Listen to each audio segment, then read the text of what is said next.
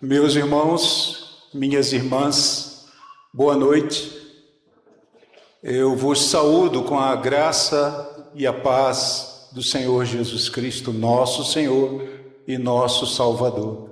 Saúdo também aos nossos irmãos e irmãs que de forma remota nos assistem, participam deste culto pela IPN TV. Que Deus nos abençoe. Irmãos, é uma grande bênção estar aqui e partilhar o conselho do Senhor ao povo de Deus.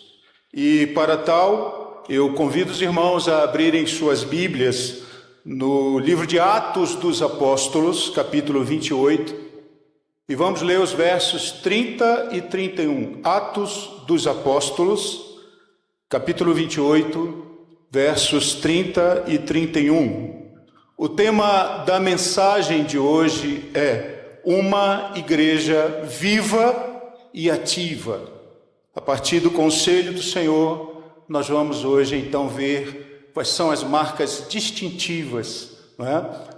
A partir da própria experiência de Paulo. Então o texto, irmãos, diz assim: por 2 anos permaneceu Paulo em sua própria casa, que alugara, onde recebia todos que o procuravam, pregando o reino de Deus, e com toda intrepidez, sem impedimento algum, ensinava as coisas referentes ao Senhor Jesus Cristo.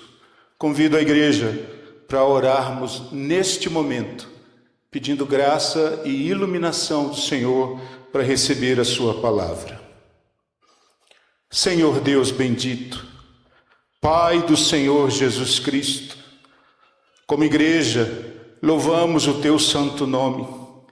O Senhor nos entregou o Teu reino e nos deu o Teu Santo Espírito para nos ajudar a lembrar desta verdade. Agora, Senhor, por misericórdia, graça e compaixão, guia-nos ao longo desta mensagem e fale ao nosso coração sobre a vida plena para a qual fomos criados e chamados a existir. Em nome do Senhor Jesus Cristo, nós oramos. Amém. Você já se sentiu estagnado, parecendo que a vida não sai do lugar? Talvez por causa de uma longa luta que você já passou ou está passando, talvez alguma adversidade, um ciclo repetitivo na vida que parece que não passa. Você já se viu em algum momento onde nada na vida parece ter sentido, significado, valor, propósito? Algumas vezes talvez você já tenha vivido esse tipo de experiência. O mais surpreendente, irmãos, é que algumas vezes o Senhor nosso Deus permite que seus servos passem por estagnações na vida. São tempos em que Ele nos chama para olhar para o próprio coração, passando pelo vale da provação, passando por tempos em que a gente não vê de forma clara o cenário ao redor da gente. O Senhor está conosco nestes momentos.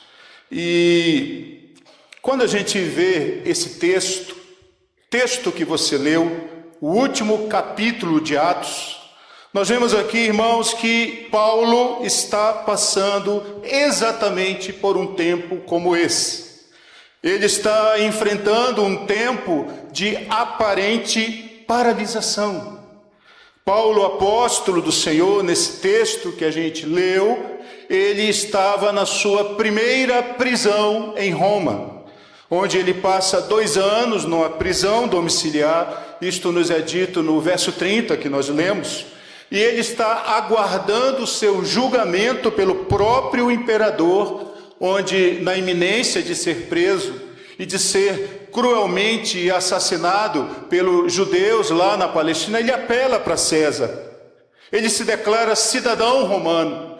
Ele pede então o julgamento do imperador, e então ele é preso, e ele é colocado num navio lá na Cesareia Marítima, eles atravessam o Mediterrâneo até Roma, e ele chega em Roma, e ele tem que ir para uma casa, onde ele teria que alugar esta casa, permanecer ali esperando que o imperador o chamasse para a audiência e começasse então os atos de julgamento.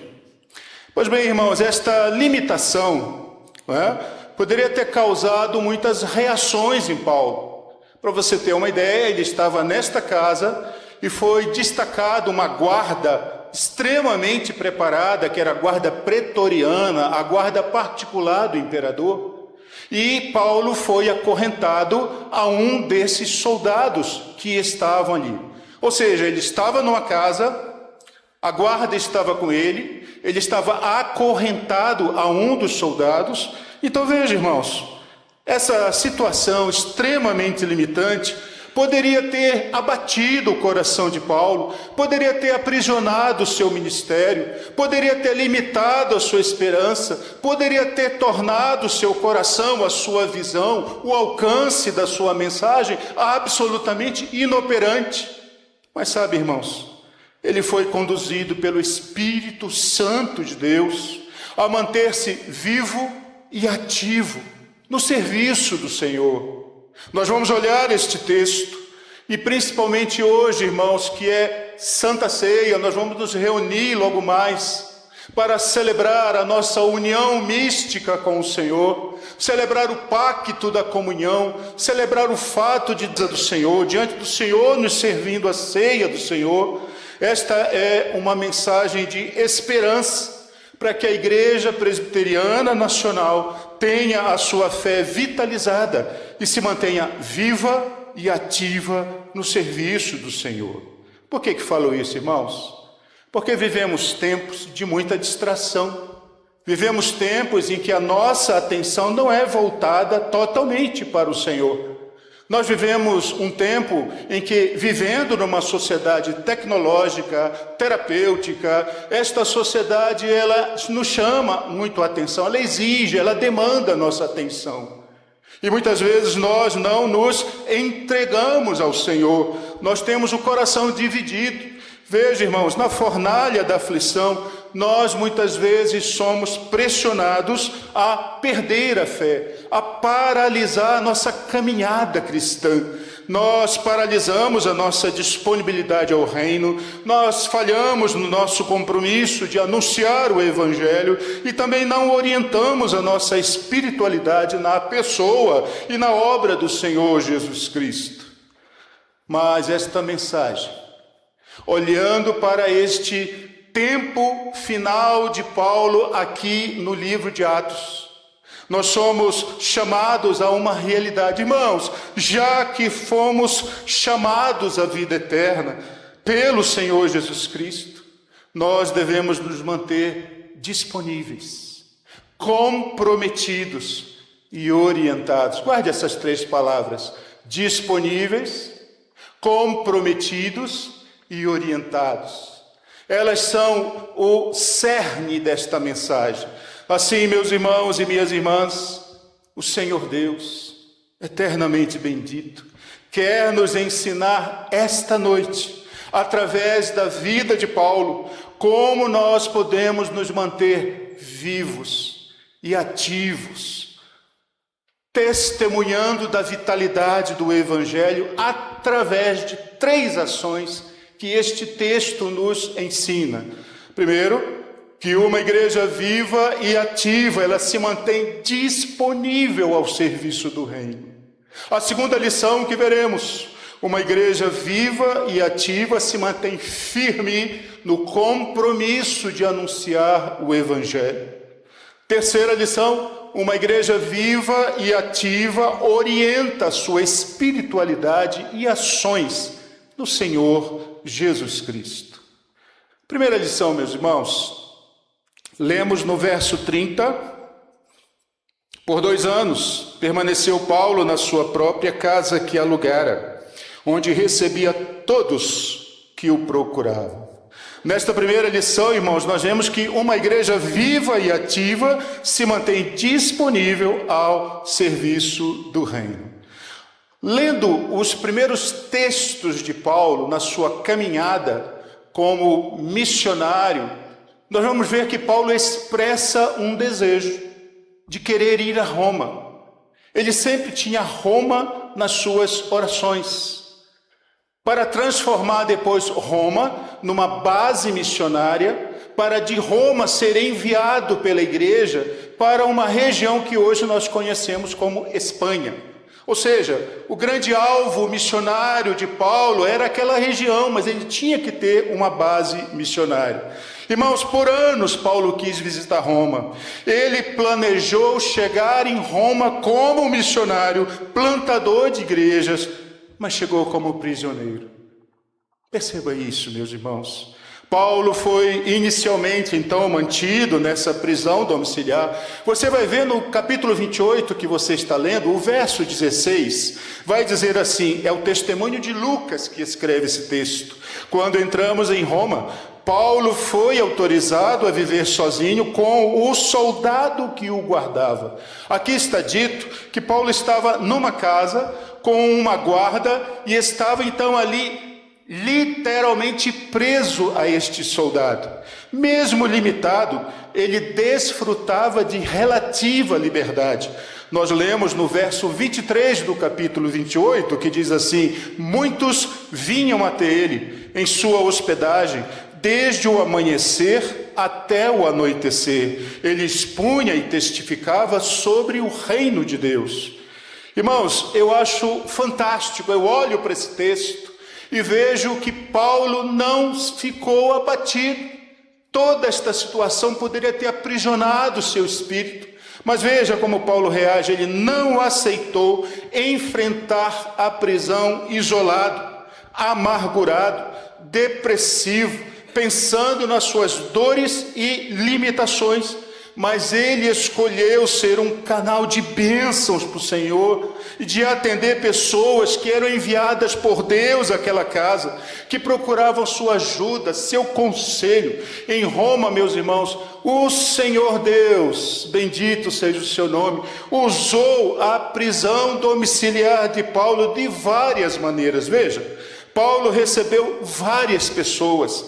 Diz o texto bíblico que desde que amanhecia até de noite, Paulo estava atendendo pessoas, acorrentado com guarda. Veja isso, ele guiou essas pessoas até o Senhor Jesus Cristo, lhes apresentou a extraordinária vida no reino de Deus. Paulo, neste tempo, também escreveu parte das escrituras do Novo Testamento, as chamadas epístolas da prisão, para as igrejas de Éfeso, Colossos, Filipos, e uma carta pessoal a um amigo naquela região da Macedônia chamado Filemão. Veja, meus irmãos, Paulo também nesta sua casa conheceu um escravo que havia fugido da casa de Filemão. Seu nome é Onésimo. Ele então apresenta o evangelho para Onésimo. Onésimo se converte, Onésimo se torna discípulo de Paulo, mas esta situação precisa ser corrigida. Ele escreve a carta a Filemão para pedir perdão, para lembrar da amizade que eles tinham, para que ele pudesse receber novamente Onésimo na sua casa, porque o escravo que fugia era passível de pena de morte. Então veja, meus irmãos, Paulo também orientou vários jovens ministros, missionários. Veja, ele acolheu Timóteo. Timóteo estava ao lado de Paulo enquanto ele escrevia as cartas a Filipos e a Colossos e a carta pessoal a Filemão. Ele estava junto de João Marcos. Você lembra, na primeira viagem missionária, houve uma dissensão que levou até a separação de Paulo e Barnabé por causa da deserção de João Marcos. Mas agora, neste momento, João Marcos está próximo de Paulo, está na casa de Paulo, está aprendendo, está ouvindo o coração de Paulo. Paulo também ouve o seu coração. Epáfras também é outro missionário, filho na fé de Paulo. Veja, Epáfras era um jovem pastor da igreja de Colossos. Ele estava com Paulo e foi o portador das cartas da prisão às igrejas da Macedônia. Paulo o ouviu, Paulo pastoreou seu coração, ouviu o relato das crises nas igrejas da Macedônia. Estava também com ele Lucas, seu médico particular, um missionário que ouvia as dores íntimas do coração de Paulo. Esse médico amado também estava lá. Veja, Paulo teve tempo para cuidar, pastorear, atento, mesmo algemado. Ele ofereceu sua casa, ele ofereceu o seu coração. Irmãos, Paulo falou com a consciência tranquila de ter vivido para Cristo. Isto está nas suas cartas. Ele também expressou, veja, algo maravilhoso que a gente vê nas nossas leituras da biografia de Paulo. Ele diz que ele tinha uma ardente expectativa de servir ao Senhor enquanto servia aos irmãos. Queridos irmãos, o que é que Paulo nos ensina nesta primeira lição? Nos ensina que a gente não pode ficar estagnado por causa das contingências da vida. Nós não podemos ficar paralisados por causa das situações da vida da gente, por causa do entorno da nossa vida, por causa dos sinais e ameaças das conjunturas ao redor da gente. Nós aprendemos com Paulo aqui, irmãos, que mesmo vivendo neste mundo caído, neste mundo que nos oprime, neste mundo que desfere toda a sua maldade, Paulo diz que nós não podemos ficar estagnados. Precisamos reagir. Precisamos agir de uma forma viva e ativa diante do cenário da maldade. Mas, irmãos, infelizmente, nós precisamos reconhecer que há igrejas e que há vidas estagnadas, alheias à dor, ao sofrimento, vivendo vidas alienadas, indiferentes, paralisadas diante da miséria deste mundo. Visualizar Paulo neste primeiro cenário é um bom exemplo que mostra para todos nós que as nossas ações devem ser uma resposta à graça de Deus na nossa vida. Assim, meus irmãos, uma primeira aplicação para você guardar no seu coração é que diante da mesa do Senhor, quando logo mais nós vamos participar, já que nós vivemos pelo reino, nós devemos renovar o nosso compromisso de amar e servir a Deus com todo o nosso coração, com toda a nossa força e com todo o nosso entendimento. Mas veja, visualizar esse primeiro cenário necessariamente levanta uma questão. E que questão é essa? O que é que um coração que está se tornando disponível nas mãos de Deus pode fazer? Irmãos, a partir do que a gente vê aqui em Paulo, a resposta que Paulo dá a esta pergunta nos leva ao segundo ponto, à segunda lição desta mensagem. Uma igreja viva e ativa se mantém firme no compromisso de anunciar o Evangelho. Foi assim que Paulo respondeu. Então, irmãos, nós vemos na primeira parte do verso 31 que diz assim, veja na sua Bíblia, pregando o reino de Deus e com toda intrepidez, sem impedimento algum. Irmãos, quando o coração está nas mãos do Rei, nós ouvimos com clareza o clamor das nações. Quando o nosso coração está nas mãos do nosso Rei, nós ouvimos com clareza o choro, o lamento, a angústia de pessoas que estão presas nas prisões escuras, tenebrosas do pecado que aprisiona almas e corações. Irmãos, eu lembro aqui que o missionário David Livingstone famoso por suas expedições e trabalho missionário na África, certa vez ele disse assim que o melhor remédio para uma igreja enferma é colocá-la em dieta missionária.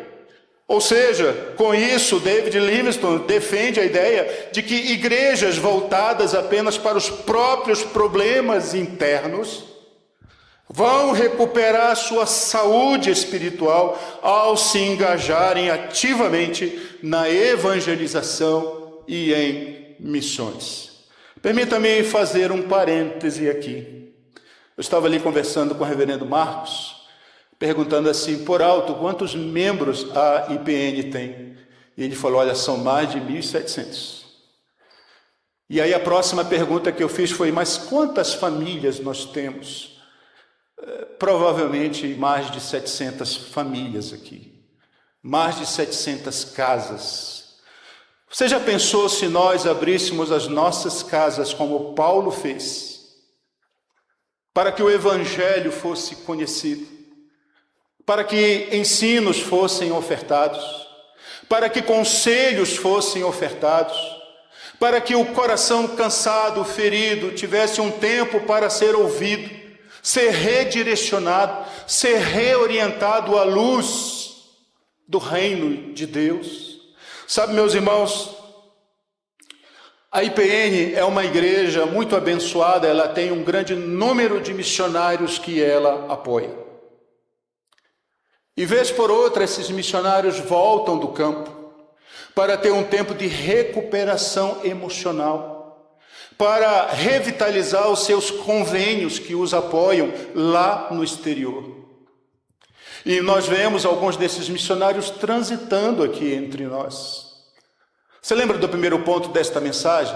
Abrir a casa, tornar-se disponível. Você já pensou se a sua casa fosse uma casa de acolhimento? Uma casa que recebe missionários? Você já se pensou, por exemplo, você oferecendo uma refeição quentinha para que esse missionário e sua família viesse à sua casa, para que ele pudesse falar da graça de Deus no campo, para que ele pudesse falar das providências maravilhosas do Senhor, das angústias, sim, que ele viveu, das dores que experimentou, das lutas que ele enfrentou, mas ele podia dizer assim, mas Deus, que é todo suficiente em graça, nos abençoou. E aí ele ia falar para você dos ensinos, dos aconselhamentos, das aproximações. Ele ia falar para você do que ele pôde fazer como embaixador do reino. E vai dizer assim para você, e você está nesse projeto, porque você tem orado, porque você tem contribuído, porque você nos tem abençoado. Nós não estamos sozinhos, mas irmãos, nós precisamos abrir as nossas casas. Nós precisamos acolher, sabe, participar do reino. Nós precisamos estar presentes.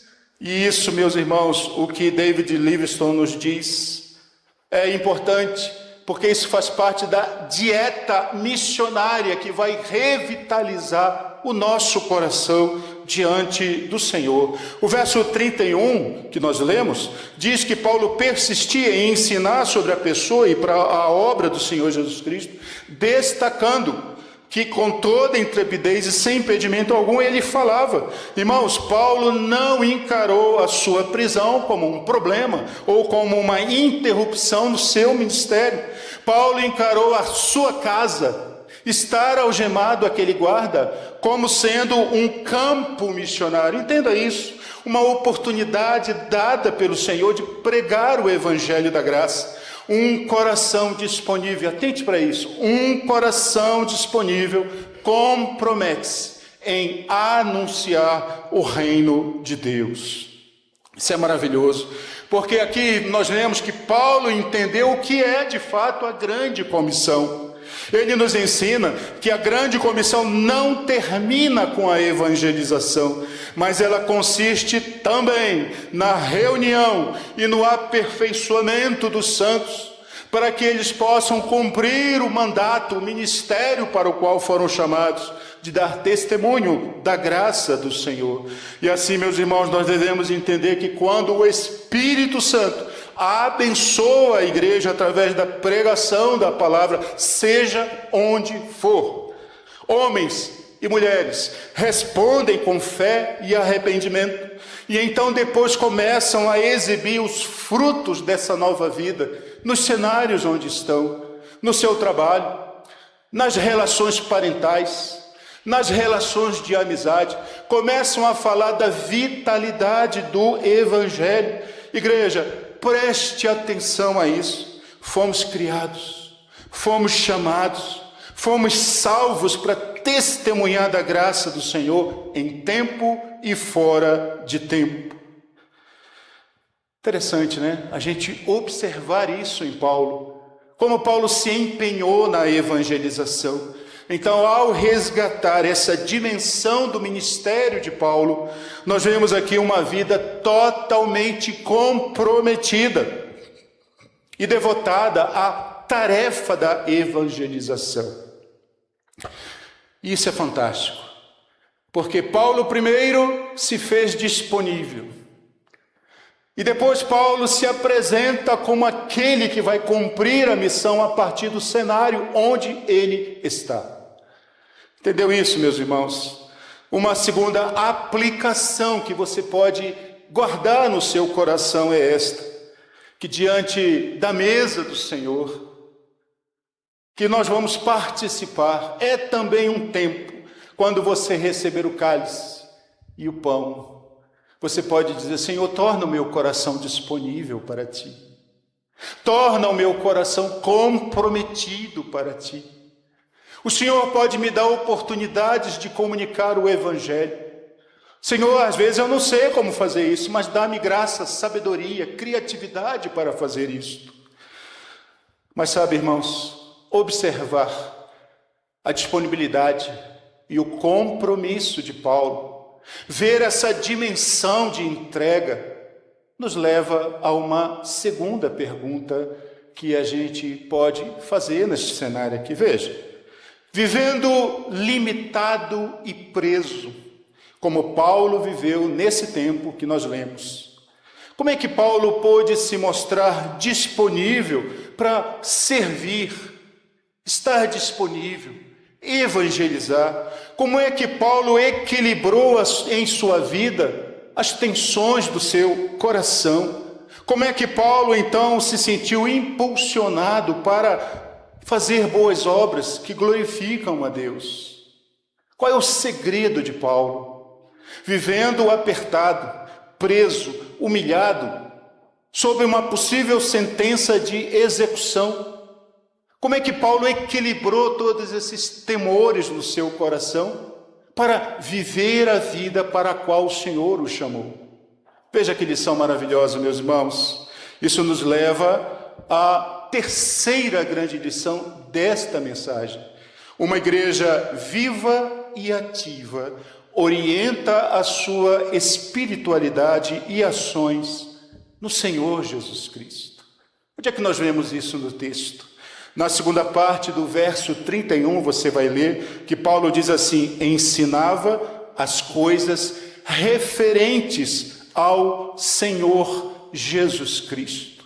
Irmãos, na adversidade, na angústia, Paulo, movido pelo Espírito Santo, decidiu orientar a sua espiritualidade, tendo o Senhor Jesus Cristo como modelo do seu ministério.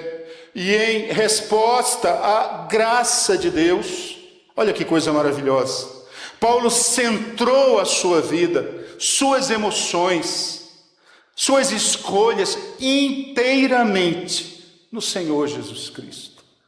Nós precisamos aprender isso, irmãos, porque se a nossa vida não tiver como centro o Senhor Jesus Cristo, a agitação da vida, as demandas da nossa agenda apertada, as construções que estamos sempre fazendo, vão demandar do nosso coração a atenção devida ao Senhor. O Senhor Jesus precisa ser o centro da nossa existência. E como é que Paulo fez isso? Como é que Paulo, tendo Jesus como centro, enfrentou o que enfrentou? produziu o que produziu, abençoou como ele abençoou. Chama a sua atenção para isso, porque a gente precisa olhar para este cenário aqui, porque ele redime a nossa vida, redime a nossa esperança. Então veja, meus irmãos, os cenários da missão, segundo o texto de 2ª carta aos Coríntios 11, de 23 a 27, isso aqui, irmãos, vai nos dizer que a vida missionária de Paulo incluiu naufrágios, açoites, apedrejamentos, perigos, fomes, prisões, escassez, tudo isto Paulo viveu. Mas Paulo não encarou isto como sendo um sinal de fracasso ou impedimento. Mas Paulo encarou isso como se fosse um carimbo ministerial. Percebe isso, irmãos? Como um selo gracioso da presença de Deus. Assim, meus irmãos, Paulo sentia alegria em poder sofrer pelo seu Redentor, como nos diz Gálatas 6,17. Preste atenção para isso. Aqui está o segredo de Paulo. A espiritualidade de Paulo foi apoiada em 4 pilares. Guarde essas palavras: aliança, memória, devoção e amor serviçal. 4 palavras, 4 pilares, a partir dos quais Paulo foi construindo a sua espiritualidade centrada no Senhor Jesus Cristo. Aliança, veja, aliança é relacionamento comprometido com o Senhor. Paulo passou a viver não para si mesmo, mas para o Senhor Jesus Cristo em uma relação íntima e pessoal. Veja aí, Gálatas 2:20 diz assim: já estou crucificado com Cristo, e vivo não mais eu, mas Cristo vive em mim. E a vida que agora vivo na carne, vivo-a na fé no Filho de Deus, o qual me amou e se entregou a si mesmo por mim. Irmãos, nós aprendemos aqui que para viver em aliança, nós precisamos de um firme compromisso de andar na verdade do Senhor, de colocá-lo no centro das nossas escolhas diárias, de viver para Ele, de dizer: já estou crucificado com o Senhor, e a vida que agora vivo, vivo pela fé no Filho de Deus. Mas a segunda coisa que a gente vê que define a espiritualidade de Paulo é memória. Irmãos, memória significa lembrar bênçãos, lembrar ensinos, lembrar promessas. E aí nós vemos, irmãos, coisa maravilhosa. Paulo era um homem extremamente espiritual, que conhecia muito o texto da Bíblia daquela época, o Antigo Testamento, e com certeza ele deve ter consolado muito o seu coração num texto que a igreja conhece. Vou ler, vocês já sabem qual é. Veja: quero trazer à memória o que me pode dar esperança, porque as misericórdias do Senhor são a causa de não sermos consumidos, porque as misericórdias do Senhor não têm fim, renovam-se a cada manhã, porque grande é a sua fidelidade.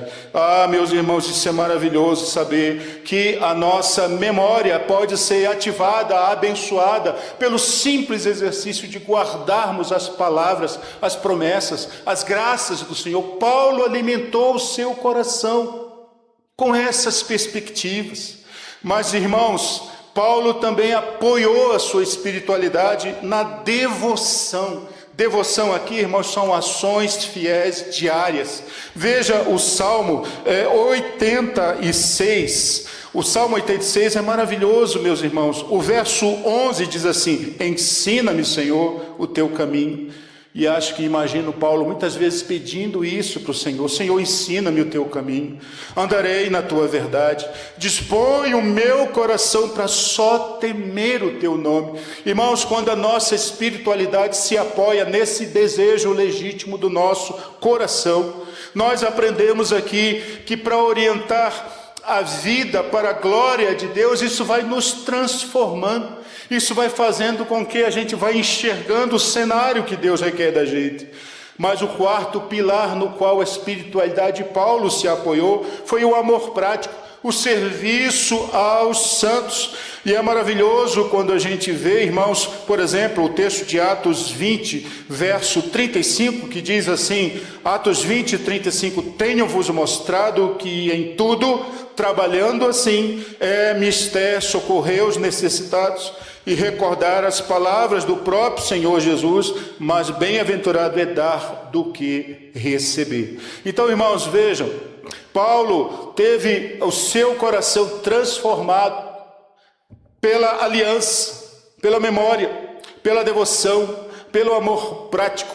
E aí, veja, olhando para essa experiência de Paulo, isto é transformador, porque olha lá, irmãos, vivendo como Paulo viveu, nós vamos evidenciar a gratidão e o compromisso com Deus. Se não, vejamos, um cristão que orienta a sua espiritualidade em Jesus se aproximará do seu irmão com um espírito manso e humilde, com um coração de servo. Um cristão que orienta a sua espiritualidade em Jesus reconhece a sua pobreza espiritual e é motivado a buscar o perdão pela confissão.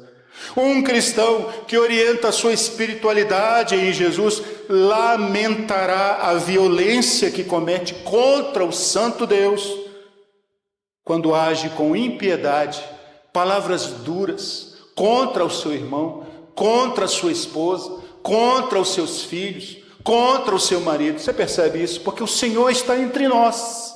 Então, ter esta consciência vai transformando o nosso coração. Um cristão que orienta a sua espiritualidade em Jesus rapidamente perdoa as ofensas que recebe, pois sabe que receberá a misericórdia do Senhor e vive com esta confiança de que quanto mais ele se aproxima do Senhor, mais ele perdoa, mais ele é chamado a perdoar. Esta percepção, meus irmãos, orienta a nossa espiritualidade. Então, amados irmãos da Igreja Presbiteriana Nacional, diante da mesa do Senhor a qual participaremos, já que nós vivemos pelo reino e já que nós existimos por este reino, somos chamados a ser uma comunidade firme na aliança, que recorda as misericórdias e promessas do Senhor e que vive expressões diárias e ativas da fé e vive pela força do amor do nosso Deus. Irmãos, vocês lembram como nós começamos esta mensagem? Nós falamos aqui sobre momentos que paralisam o nosso coração diante das lutas. Falamos aqui sobre momentos que a nossa vida estagna, fica parada. Mas hoje nós ouvimos como o Santo Evangelho, na vida de Paulo e nas ações de Paulo, nos indicaram outro curso de ações para respondermos à graça do Senhor na nossa vida. Então, irmãos, já que recebemos o reino, já que fomos chamados a viver para a sua glória, e enquanto Deus nos der fôlego de vida, nós devemos permanecer, primeiro, disponíveis ao reino de Deus. Em segundo lugar, comprometidos com o anúncio do Evangelho. E em terceiro lugar, orientando a nossa espiritualidade, tendo o Senhor Jesus Cristo como nosso modelo de espiritualidade e ministério. Amém. Quero orar pelos irmãos, encerrando esta mensagem. Pai bendito e santo, Tu és o doador de toda boa dádiva e de todo dom perfeito. Como Teu povo, reunido em adoração, nós agradecemos porque o Senhor, em todo este mundo que o Senhor criou, o Senhor trouxe a Tua graça fiel por meio da Tua santa palavra, e o Senhor renovou então a partir da palavra e tem renovado Teu povo, em Teu povo, a disponibilidade, o compromisso e o desejo de orientar a vida tendo o Senhor Jesus como modelo para suas vidas. Agora concede-nos, ó Deus, a capacidade de nos submetermos amorosamente à Tua vontade em todas as coisas. Aumenta o nosso amor por Ti. Nós oramos assim, em nome do Senhor Jesus Cristo. Amém. Deus os abençoe, meus irmãos.